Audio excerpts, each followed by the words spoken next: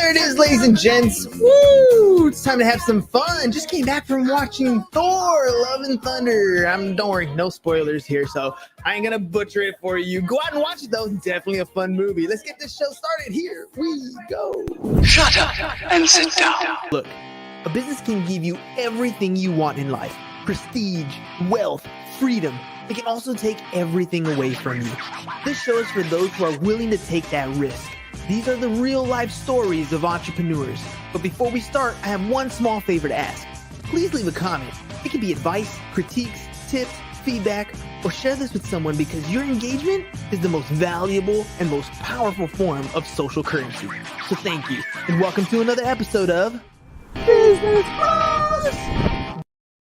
Ooh, all right, ladies and gents, let's do this thing. Things I wish I learned in high school.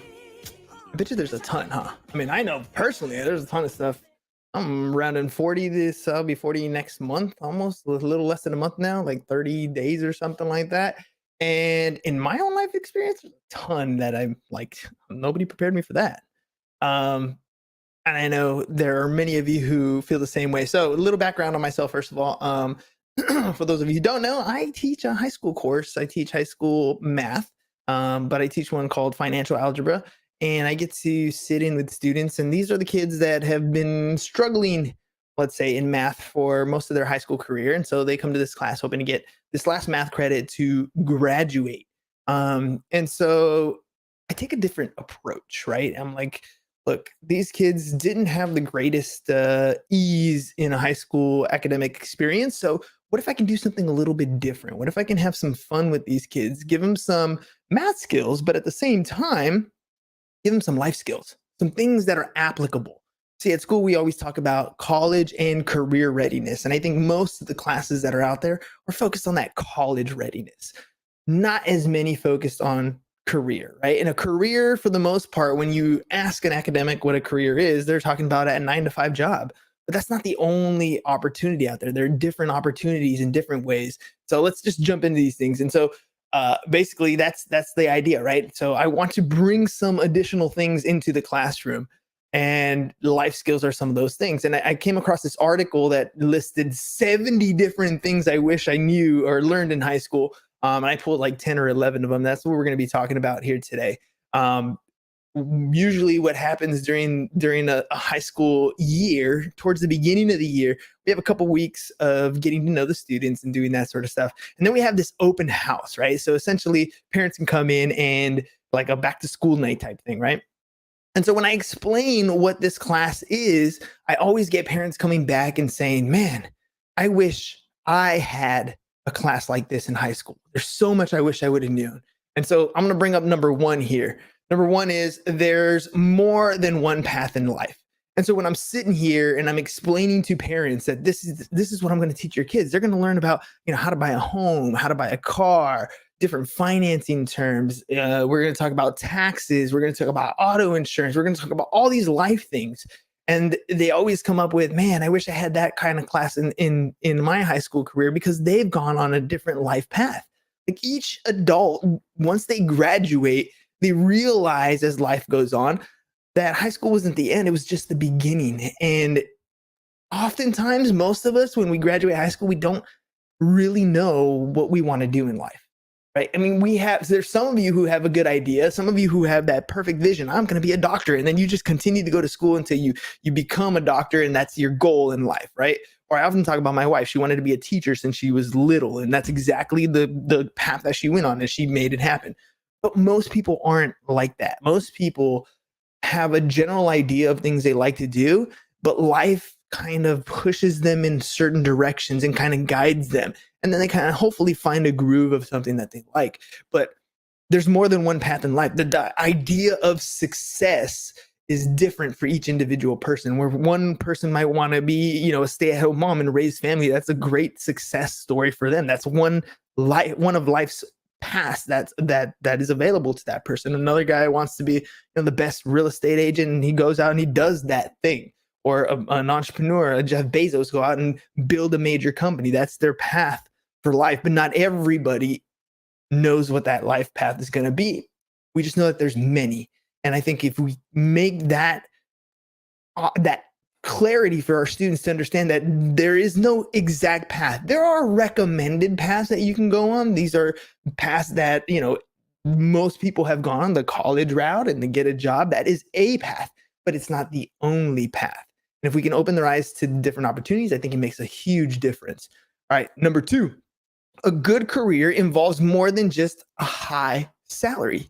Like, this is a big one today, especially in the era of the entrepreneur, right? I mean, the whole reason why even I have a podcast or this type of stuff is popular is because right now we're in that era of you can start your own business. You can do something unique. You can do something that you love.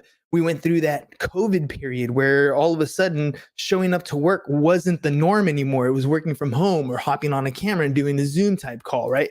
So the idea of what a good career is different. You used to be stuck geographically. You wanted to live in New York, you needed to make New York money. So you had to have a high paying New York job so you can live that New York lifestyle. And today, because of the ability that we have to communicate over the internet, you're finding more and more people moving to places where that cost of living is much more effective, but they can still earn the money of the big city type jobs. And you're seeing this shift, at least I'm starting to see the shift in being able to hire talent that is not necessarily in your local area. Right. And so that's going to open up a different idea. If you can figure out what it is that you love to do and you wake up every single day being able to do that thing and still maintain the lifestyle that you're comfortable with, that is a good career, right? It's not making 6 figures if you hate going to that job every day. You hate waking up every time the alarm goes off and you slam it, right? If you hate that, then it's not going to work for you. A good career has a little bit more balance, a little bit more what is it that I want type feeling in that type of career. And those opportunities do exist, right? They're there, different paths of life, right? Number 3, school doesn't prepare you for real life. I mean, come on. What aspect of life did you actually take from school and implement it in your actual life? Now, I'm going to critique this one because everybody says this part where, school doesn't prepare you for real life. But what are some of those things that you did learn in school that you could apply to your life that would make you successful? Right. So here's a classic example.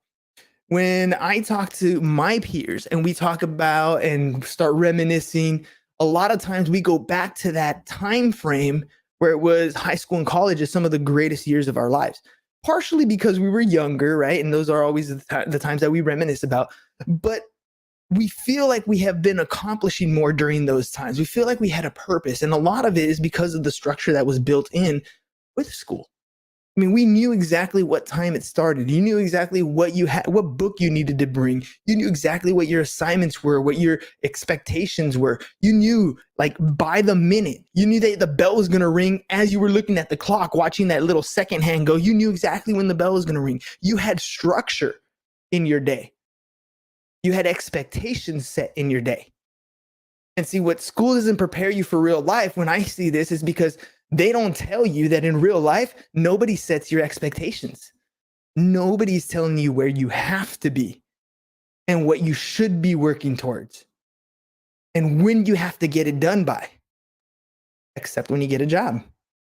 And you realize that there's so many people out there that hate their job but continue to go to it day in and day out. And they always talk about it's because I got to live. No, it's because it actually gives you purpose when you didn't have any. And that's the hardest thing to like a pill to swallow, right? Like, you don't give yourself purpose. You don't give yourself discipline. You don't give yourself structure. So you need to have some sort of confine or some sort of organization that gives that to you. And that's where a 9-to-5 comes in. Right. And this is why the preparation for college and the preparation for school works so well, because you learn to be a good, loyal employee that gets the job done, that shows up on time.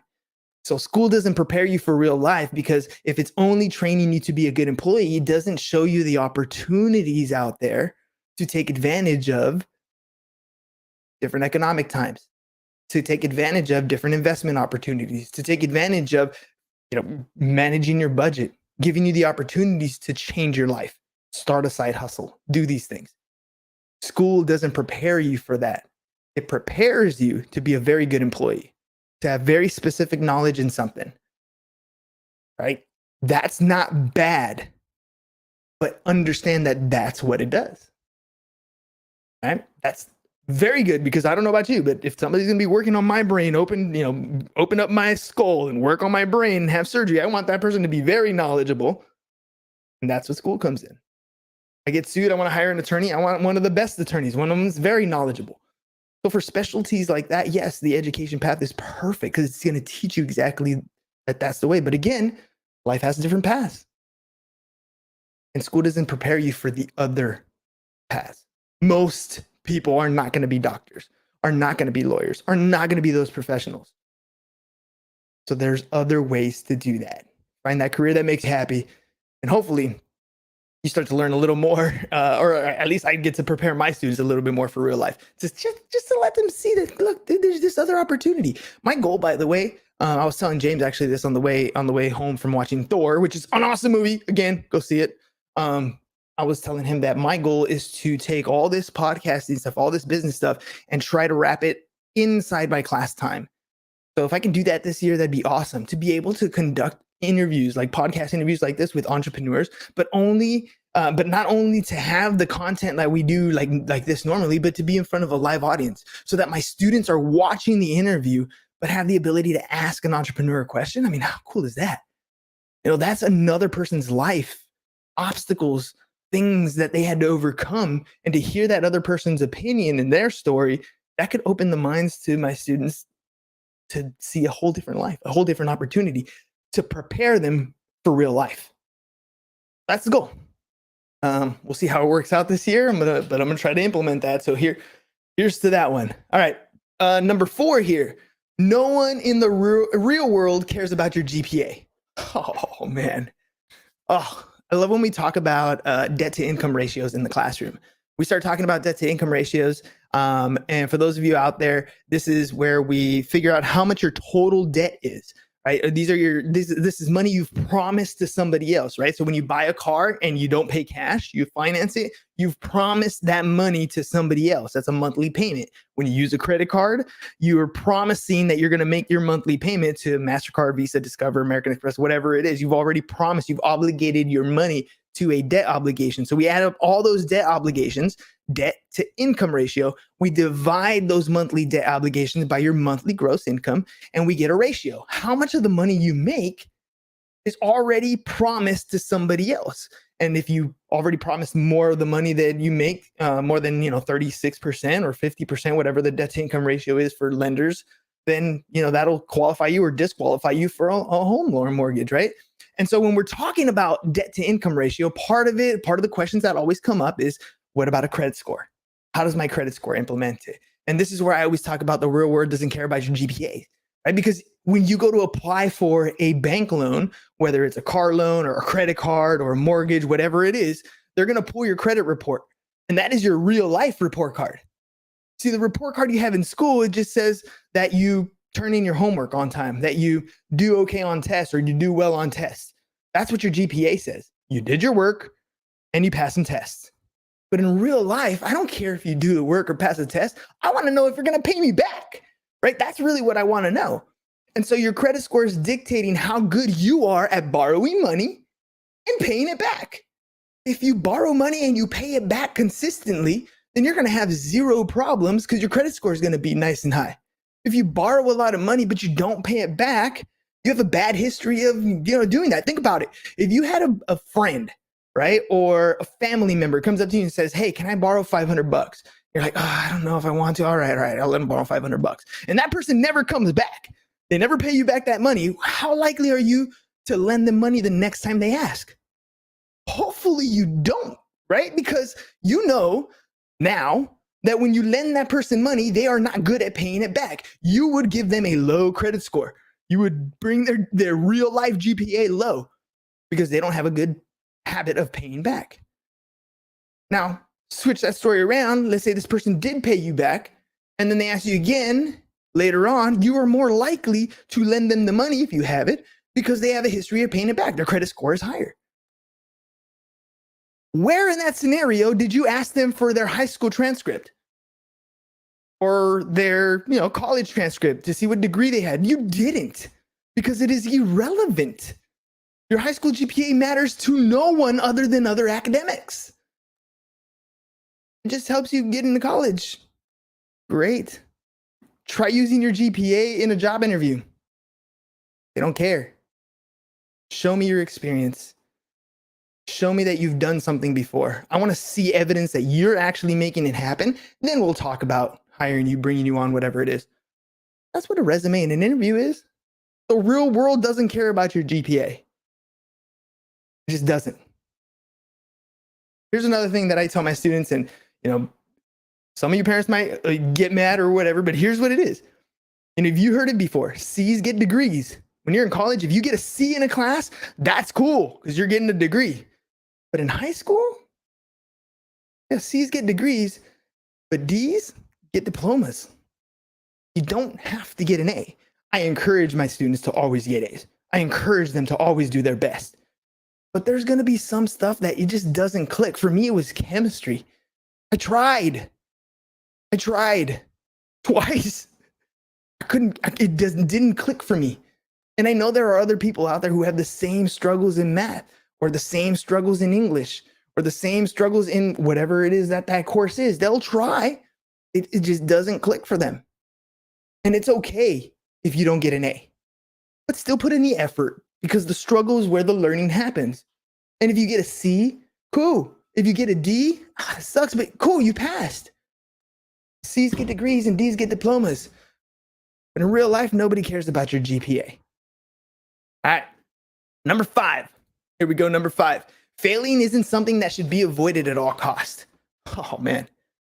I mean, think about that. In every class, the scenario I just explained to you, the kids are so worried about their grade, they're willing to do almost anything to raise their grade, except the learning part, which is kind of weird, right?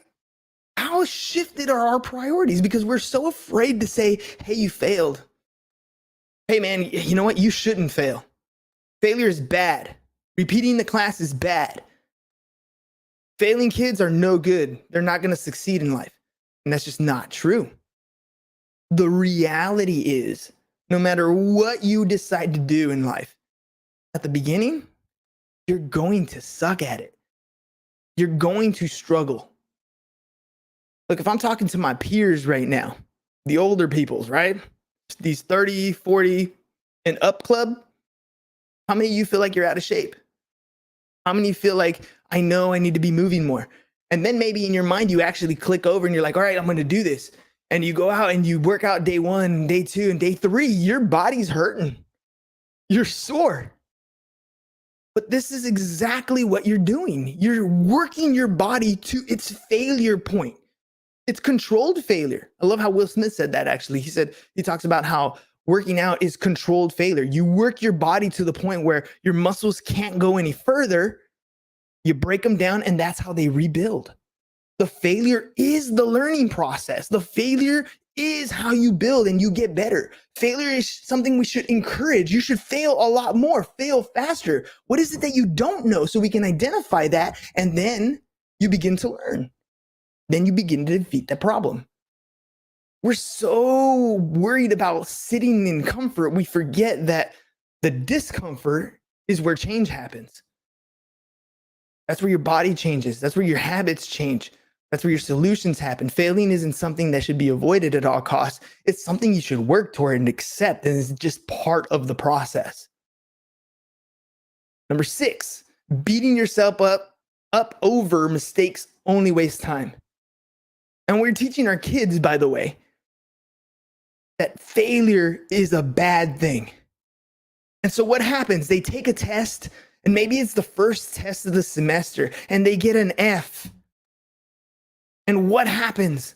Their morale goes down, and they feel like, oh, see, another year I'm going to sit in this class, and I'm not going to pass. Should I even try? This is going to be a waste of time. Look, all these thoughts start going on in their head. And I know if you're older, you're watching this and you're thinking, God, I feel like that today. Oh, these bills just keep coming in. I know I'm overweight. I need to be working out. I need to be drinking more water. I know I need to take care of myself. My kids need this. I just don't know. Like, I know, and I messed up over here. I shouldn't have bought that thing. Like all those things that you're beating yourself up for, the mistakes that you've already made, you're sitting so much time in that failed moment, it's becoming cancerous. It overwhelms you. It takes up so much of your day. You're sitting there thinking about all the mistakes you made instead of all the opportunities that are being presented. You keep beating yourself up over and over again.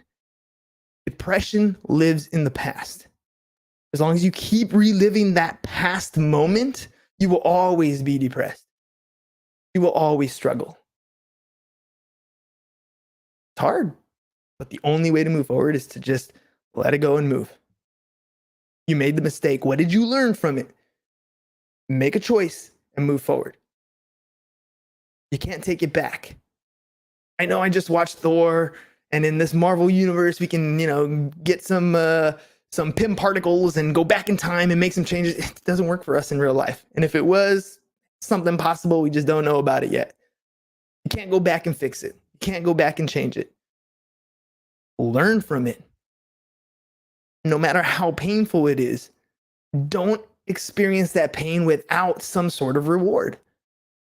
The lesson learned is your reward.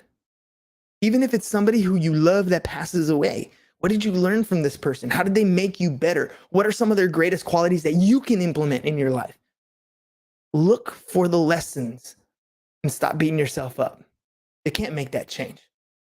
All right, I got number 7. I know I only got like 9 minutes, so I'm gonna push through these. Procrastination isn't always bad. You just got to know when to manage it. Now, this is one of those things, depends on your personality type, right? Because I'm the type of person who's always trying to stay busy. But busy doesn't always mean productive. And to schedule time off, that was a huge leap for me. But I'm forcing it to happen because life is more than just work. And even though I love doing this stuff, even though I love hopping behind the camera, putting on the show, creating the content, meeting new people, there's other aspects of life that I need to hang out with at times. And so I got to compartmentalize. You know what? This week, I'm doing this thing. This next week, we're going on vacation. I'm focusing on that. And maybe I create fun content, right? Because I still got to keep going. But it's okay to do a little procrastination. But still, have your vision before you, and you can keep going. All right, here's another one real quick, moving through these as quickly as possible. The Pareto Principle, 80-20 rule, just doesn't apply to pea pods. All right, he's talking about, in this article, he's talking about a couple different things, but the 80-20 rule, right? Like I said, I stay busy a lot of the times, but busy doesn't always mean productive. 80% of the activities that I do are busy work. They're not working me towards my goal. They're keeping me comfortable where I am today to pretend like I'm moving towards a goal. But without discomfort, you're never going to get there. And your mind is the thing that's working against you. Your mind is working to keep you comfortable. And if you want to succeed or do anything different, you have to be comfortable with that discomfort. And the 80-20 rule is cutting out like 80% of the stuff that you do in your day isn't the productive work. Focus your attention on that 20%. Like, if you worked, I mean like actually worked for 2 to 4 hours a day. I mean like focused, not like, and this is where I'm guilty of, not like I'm going to do some work and then all of a sudden you catch yourself watching TikToks for 5 minutes or 10 minutes go by. Right? I'm going to do my work and all of a sudden I'm like zoned out in my emails and I'm clearing out stuff, right? I'm not talking about quotation work. I'm talking about actual working towards your goals or your dreams. 4 hours, even 2 hours of like in the zone working, you can get so much done. And that's the power of that 80-20 rule. 20% of what you do in your day is actual productive work. If you can focus your activities and your time to work on those 20% of your things, you're going to be much more successful. But how do you figure out which of those 20%, which are the most productive? Yeah. They don't teach us that in high school. They tell you what to do. But how do you figure out what it is that you want? All right, number 9 is a big one for me. Practice productivity. Again, going back to that 80-20 rule, right? That 20% of activities. How do you practice the productivity? All right, I'll give you an example. I've had multiple businesses in my life, and I've learned different aspects of business, everything from the accounting side. I got my degree in accounting. I had to learn about taxes, so I started a tax practice so I can learn all about that stuff. Insurance is part of business, so I got involved and became a partner in an insurance agency. When we make money, we like to invest in. We started investing in real estate, so I had to go and get my real estate license. Like, I've had experience and knowledge in many different aspects of a business, and so productivity to me now is all about lead generation. How can I talk to more people? And when I talk to somebody, how can I figure out what their problems are, where they need help at, and then point them in a direction? And sometimes it's one of the businesses that I own, and sometimes it's not. And in doing that one thing, what happened is I started to create content and build my own brand, and people are starting to ask, how do you do that? Can you do that for me? How do I start a podcast? How do I make content? How do I put out things like that? Where'd you get your graphics done? And it opened up the agency. Practice productivity. You don't always know how you're going to do what you're going to do, but you have a vision of what it is that you want to do. I wanted to be in business, and I didn't know which avenue it was going to take me. First, it took me through the accounting. Well, actually, first it took me through a major failure. We started our first business, computer repair company, and it wasn't until it crashed and burned that I was like, okay, now it's time to learn pieces. But I knew what pieces I wanted to learn, and it started with the accounting. And it started started with the accounting, and then it went into the taxes, and then went to the insurance, right? You don't know where life's going to take you, multiple paths, right? But if you have this vision of what you want to do, the how will come as you do, as you take action. Just move, take that first step, practice the productivity. The rest will start to solve itself. And some of you will find solutions like snap, right? It just comes naturally, or you hit the right cue, or you find the right partner, or you find the right team and you're in the same direction, or the market just shifts perfectly and your timing and your business and your product is lined up and everything works, and you are on that rocket ship, that hockey stick on your graphs, and so much productivity and your business is booming. But most people don't have that path. Remember, a good career is different for everybody. All right? Look, even Curtis is knowing there's so much power in the 80-20 rule. 100%, Curtis, 100%. So much power. And we just got to implement it. Practice the productivity. Just go and take action. Go and make it happen. It's the only way you're going to figure it out. And here's something that I didn't realize until later on. At first, they'll laugh at you. Then they'll ask you for help. When you first take those actions, you don't know what you're doing. And people are going to say, dude, they're going to point those things out. Your show is not that good, bro. Really? That's what you're going to name it? Oh my gosh, that's so embarrassing. I would never do that. You're going to hear stuff like that from some of the closest people that you know. It's just that they can't see your vision. Practice your productivity. Stay on your course. You'll figure it out. I promise you. It might take longer than what you see on this fantasy of social media. But over time, they'll ask you for help. Keep going. Practice your productivity. All right, last one. And this one's a biggie. Set and stick to deadlines. The only reason why this show works the way it works is because it's on my calendar that this is what I'm going to do every single day. There's a deadline to it. 1 episode a day. Let's do it. Right? Today, for example, I have plans later on when I'm normally going to be doing the show. So I'm recording it early so I can get it out of the way. Set the deadline and stick to it. The only way that you are going to build confidence is if you set a promise or set a deadline for yourself and you actually do it. The way you grow weak mentally is when you make a promise to yourself and you don't do it. Because you can make promises to other people, and so what? You can break those promises, and so what? Your day will continue. But the moment you make a promise to yourself and you break it, you know how weak you are. You know how weak your integrity is. You know how you're not actually going to do the things you say you're going to do, and your confidence level goes down because you're the only one who believes in you or doesn't. So stick to your deadlines. Set them for yourself. These are your standards, your minimum standard that you do every single day. whatever it is that you're going to do, and stick to it. You're going to find confidence in yourself. You're not going to care what other people think because you know who you are, because you're making promises to yourself, you're setting them, and you're making it happen. That's how you walk into a room and not give a shit what anybody else thinks, because you know exactly who you are and where you're going. You can lie to everybody else, but you can't lie to yourself. Set your deadlines and stick to it. You do that, you'll build the confidence you need to continue. And these are the 10 things that I wish I learned in high school. Hopefully you guys enjoyed the show for today.